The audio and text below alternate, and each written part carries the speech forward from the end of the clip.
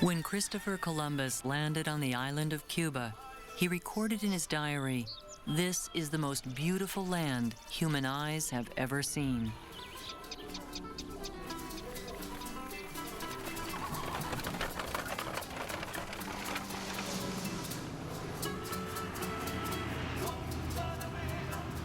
Cuba today remains a breathtaking, yet forbidden place. An island full of beauty, culture, and challenges.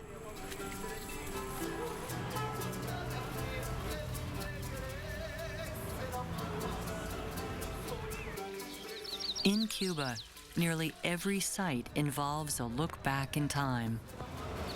History is a part of everyday life, from the unique architecture of Old Havana to the 1950s American automobiles that are a regular sight on city streets and rural roads.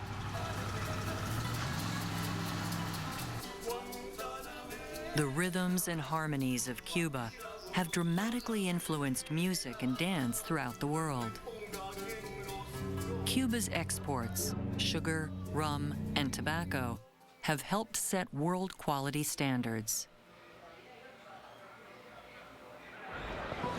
And the island nation's impact in the world's political realm vastly outweighs the relatively small size of its population.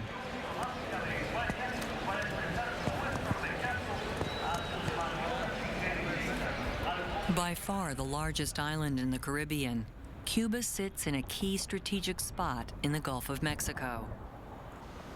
Its climate is warm year-round, with tropical rains and rich soil, promoting quick growth of crops and vegetation. When the Spanish first came to Cuba 5 centuries ago, they were seeking gold. But one of their most lasting discoveries was golden brown. Today, Cuban tobacco is still known as the best in the world. The best of the best is grown in the province of Pinar del Rio, 100 miles west of Havana. Here, small specialized family farms grow and age tobacco leaves, sharing secrets from generation to generation, much like a celebrated vineyard turns grapes into wine.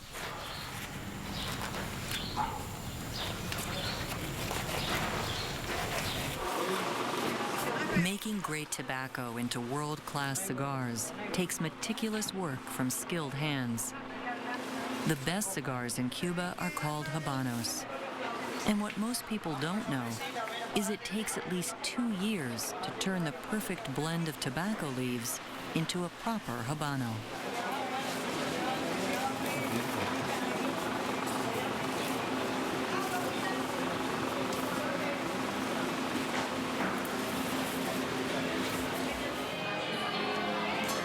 In the rolling room, dozens of highly skilled torcedores combine tobacco leaves that have been selected by a master blender. Leaves from different regions and even different parts of the tobacco plant are bound together. Some provide the rich characteristic flavor, others the perfect burn. The recipes for each type of cigar are carefully guarded secrets.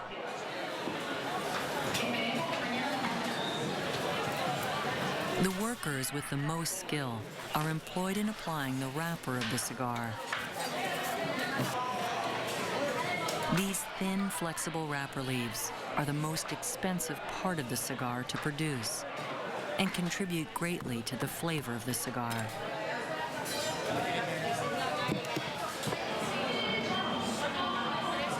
The end of the production line for all cigars is the sorting room.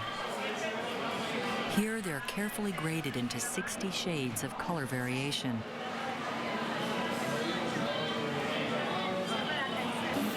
Each box of cigars is a custom-matched set. Even within each box, the cigars are lined up from dark to light, left to right.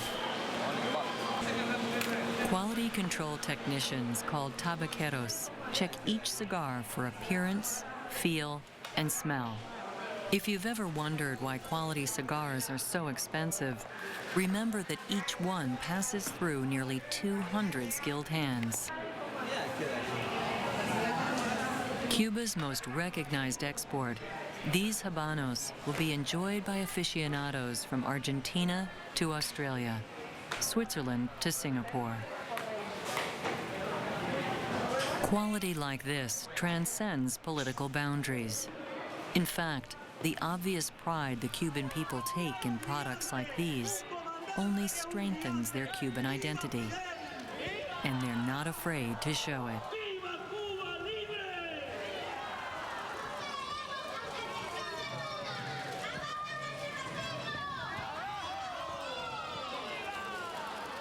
One of the last remaining regimes of its type in the world, the ideology of Cuba's governing Communist Party is no secret.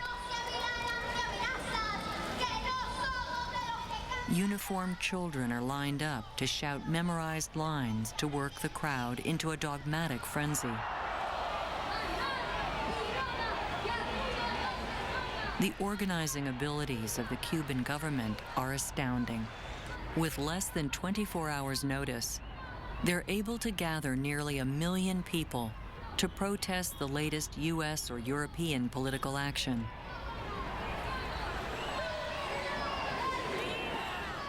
Yet much more than ideology, Cuban identity and a strong sense of community are what bring the people together.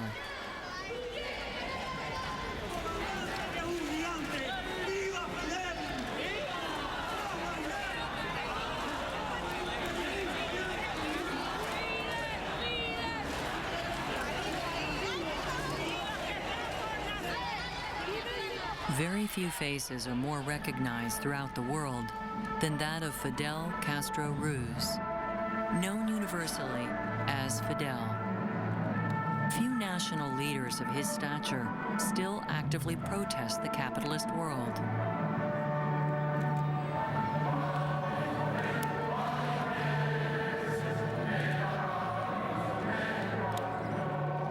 For nearly half a century, Fidel has stood in defiance of his nearest neighbor and superpower, the United States.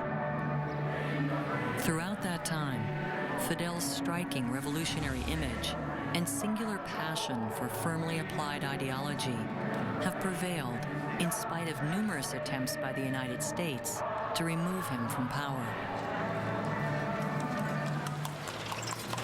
Under Fidel, Cuba has faced an economic embargo from the United States that has shut the country's exports out of the vast markets to the north and nearly eliminated the U.S. tourism that was once a mainstay of the island's economy.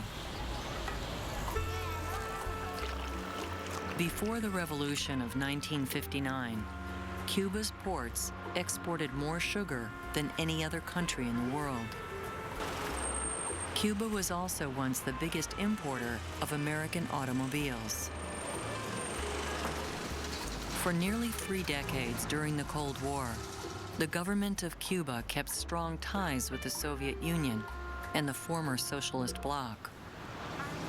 During that time, many changes took place in Cuba. Healthcare and education were made accessible to every Cuban. Yet adequate funding was not available to keep Havana's skyline from decay. When the Soviet Union collapsed at the end of the 1980s, Cuba lost a crucial economic foundation.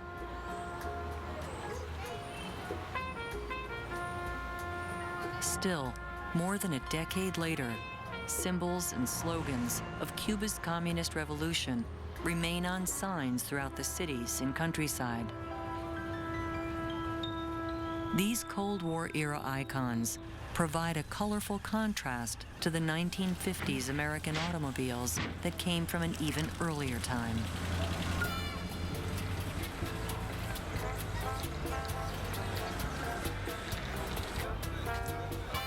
From the 1920s to the 50s, Havana was a playground for international pleasure seekers, Hollywood celebrities, high rollers, and American tourists.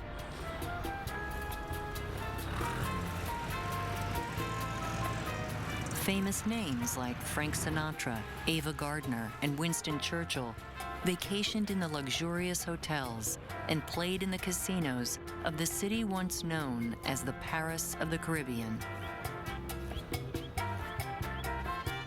Just outside of Havana, Ernest Hemingway made the quiet seaside retreat of Colimar his home. Here he wrote The Old Man and the Sea and drank mojitos in this very bar. The mojito is still a drink of choice for Cubans and visitors alike. Today it's popular far outside Cuban shores, a smooth harmony of natural Cuban flavors and welcome refreshment from the hot tropical sun.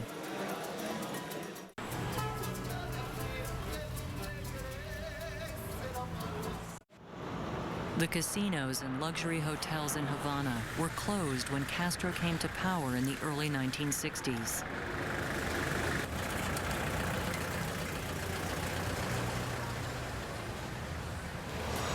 In the following decades, Cubans couldn't afford to import many new cars.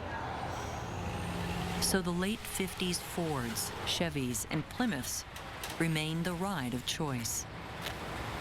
To keep these old cars on the road, Cubans used their own homegrown ingenuity. Anibal Ibanez is a Havana auto mechanic who works on old American cars. Nosotros, porque no soy yo solo, ¿no? El equipo hemos trabajado aquí, Ford, el Chevrolet, Chrysler, Plymouth, el Dodge, bueno, el Dodge de la Plymouth. Son los carros que recuerdo, ¿no? Porque hay tanta gama de carros americanos, o sea, todos los carros americanos que llevan el sistema ese que hacemos nosotros aquí, que es freno, cloche, zapatillas, todos esos carros, todos los hacemos. O sea, todos, no hay una línea de carros americana que podamos decir no lo podemos hacer, a no ser carros modernos. Spare parts for these classic cars don't exist, so mechanics in Cuba mix and match parts from whatever car is available to keep them running. Por ejemplo, esa que se está adaptando ahí es una pieza de Volga.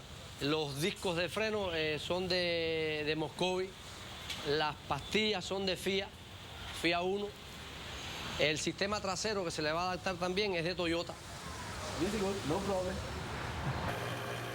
When all else fails, they create their own parts.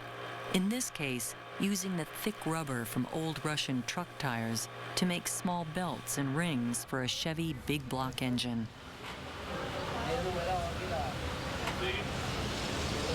These cars don't have the classic status to most Cubans that they do to collectors in the rest of the world. For many, they still serve their original purpose, transportation. Pero hay propiamente quien lo tiene por necesidad, ¿me entiendes? Generalmente porque tiene una necesidad de tener un carro para trasladarse. Aquí son distantes, aunque sea dentro de la ciudad, son distantes los trabajos, pero hay quien también tiene ese carro y tiene otro más. Y ese lo tiene como una reliquia histórica o como algo que le da personalidad.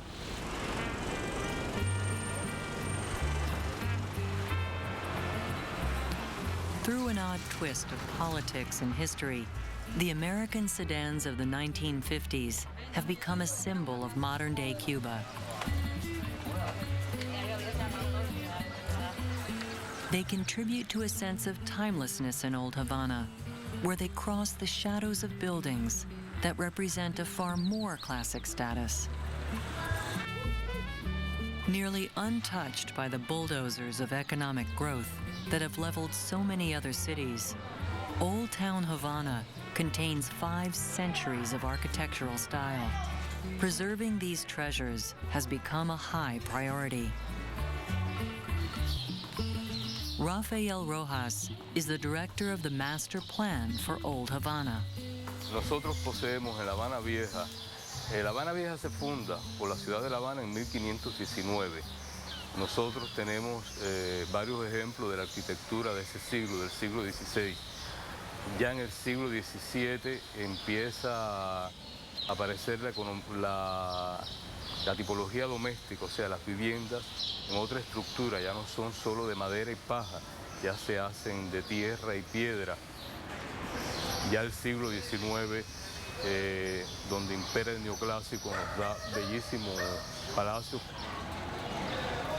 Y ya la primera mitad del siglo XX nos deja una bellísima arquitectura Art Nouveau.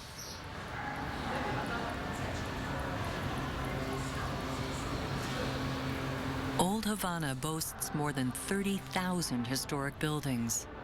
Because of its uniqueness, it is recognized as a World Heritage Site. Aquí se puede encontrar un bellísimo castillo de corte renacentista del siglo XVI, muy cercano a edificios de los primeros años del siglo XX. Rojas plays a lead role in the restoration of the remarkable buildings and houses of Old Havana. But with such a wide range of architecture and materials to restore, it's hard to find artisans with such specialized skills.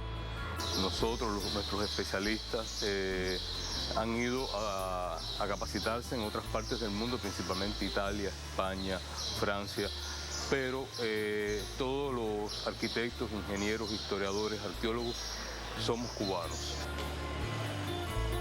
The residents of many of these historic landmarks are also Cubans, and the benefits of restoration are not intended just for tourists. When the painstaking restoration work on each building is completed, the families who live there return to their homes. Unlike other communist countries, Cubans are able to own their own property and homes. Porque realmente aquí están nuestros signos, nuestras huellas. La identidad pasa por lo que ha acumulado el hombre en sus construcciones. De esta forma nosotros logramos saber quiénes somos y quiénes hemos sido. Es importante porque así tanto el cubano como quien nos visita se va apropiando de la belleza. Puede ver las formas de vida, las formas de cómo se pensó en un momento dado.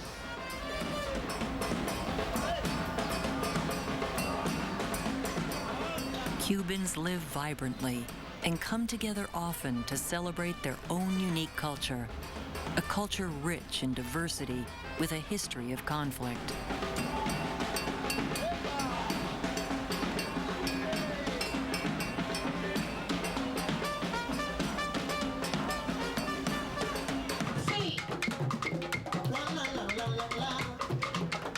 One fascinating outgrowth of that turbulent history is rumba, an invigorating blend of rhythms, religion, and dance that directly descends from Cuba's African roots.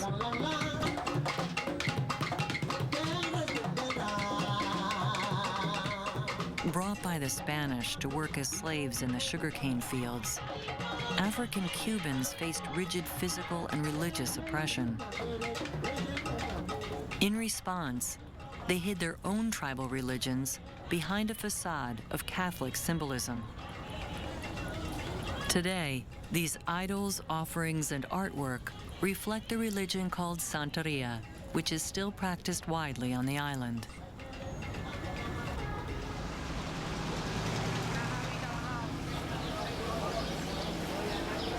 Cuba is rich in color and in flavor.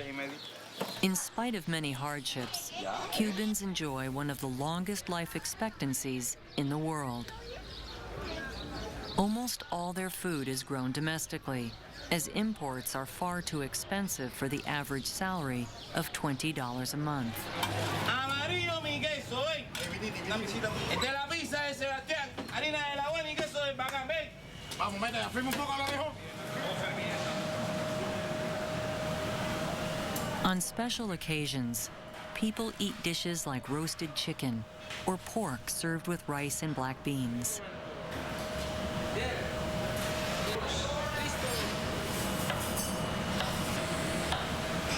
A Cuban specialty is tostones, or fried bananas. Tostones can be prepared either sweet or salty. Bananas are sliced, then deep fried. Each piece is mashed by hand, then fried again. The result? A tasty appetizer or side dish on a plate of traditional Cuban food.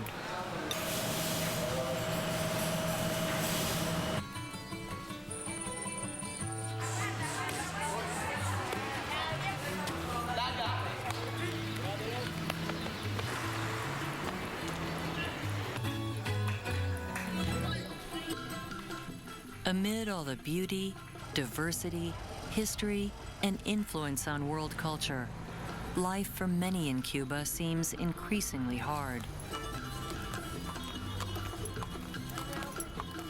Cuba's sugar industry, once the strongest in the world, no longer has the means to compete in world markets. As old machinery fails, farming has returned to more traditional methods. Cada niño ha sido un grano brindándote su secreto. This Cuban form of country music opens the stage to anyone who wants to improvise their own lyrics. Singers take turns making up verses about the hardships and high points of life in Cuba.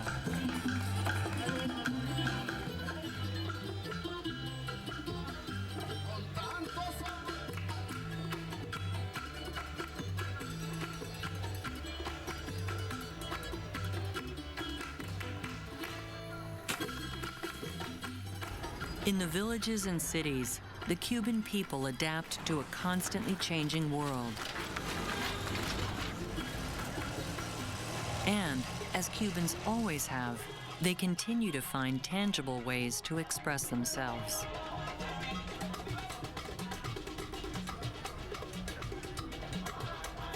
Whether through art and music, ingenuity and adaptation, or coming together on a world stage, it is that expression, in spite of sacrifice, that enriches not only Cuba, but the rest of the world with quality, beauty, and culture.